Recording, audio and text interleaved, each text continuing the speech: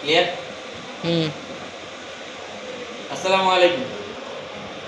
এই মুহূর্তে যারা স্টুডি বয় বিডিকে ভালোবেসে আমার ভিডিওটা ওপেন করছেন তাদের জন্য আজকে একটা ছোট্ট টপিকস বলবো। সেটা হচ্ছে হঠাৎ করে ছেলে সহ একটা জায়গায় রওনা দিলাম। দেওয়ার পরে ভাই কিছু দূর যেতে দেখলাম যে গাড়িতে কেন জানি একটা সাউন্ড হচ্ছে। সাউন্ডটা এরকম দেখেন,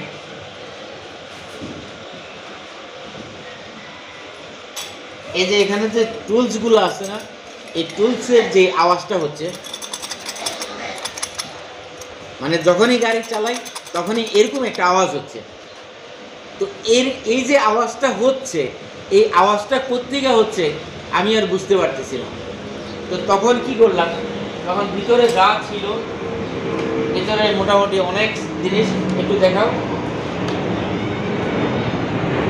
এগুলা সবগুলা একটা একটা করে, যে এইটার আওয়াজ হইতে পারে বা এটার আওয়াজ হইতে পারে বা এই যে এগুলোর আওয়াজ হইতে পারে, এভাবে যা আছে সমস্ত কিছু একে একে খুলে নিলাম।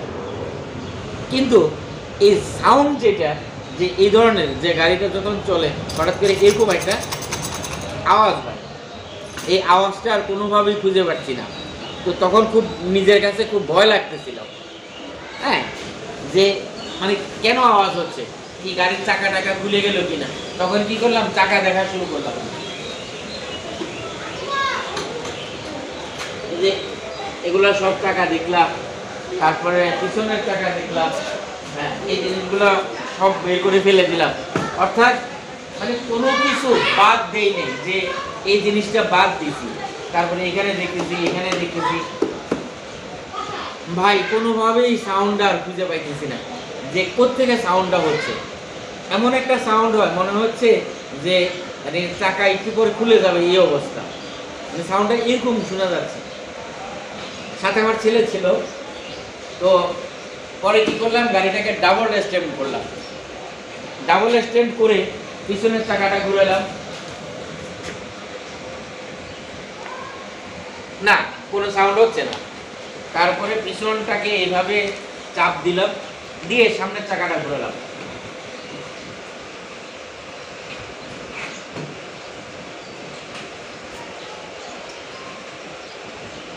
সামনের চাকা ঘুরালাম, বুঝতে পারতেছি না, কোনো সাউন্ডই পাচ্ছে না। কিন্তু যখনই এভাবে রাখলাম তখন একটা আওয়াজ হলো, যখন আবার রাখলাম আবার একটা আওয়াজ হলো, অর্থাৎ ওই সাউন্ডটা পাচ্ছি।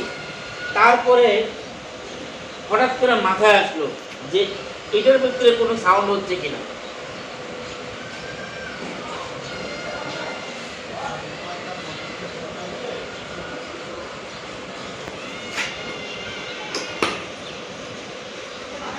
এটা করলাম,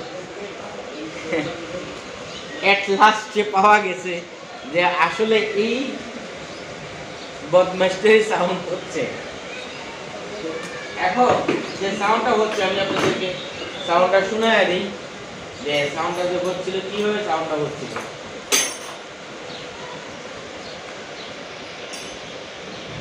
আমি পরে অবশ্য আবার টাইট করে লাগাইছি, আর আপনাদেরকে দেখানোর জন্য এখন আবার খুলে দেখাচ্ছি আর কি।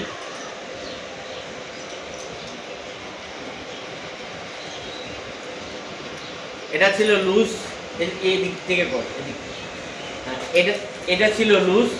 আর এই যে খেয়াল করেন, এখন আওয়াজটা শুনেন। অর্থাৎ এই যে এই জিনিসটা লুজ ছিল, লুজের কারণে এটা কিন্তু লাগানো যায়। এই ভিতরেরটা লুজ থাকার পরেও এটা কিন্তু সুন্দরভাবে লাগানো যায়।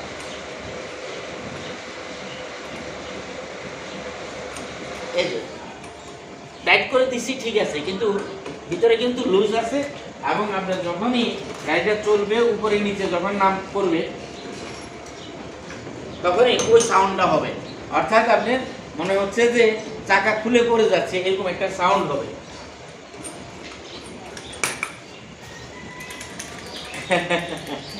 পুরা গাড়ি ভাই তন্ন তন্ন করে ফেলছি যে কোথায় সাউন্ড হচ্ছে।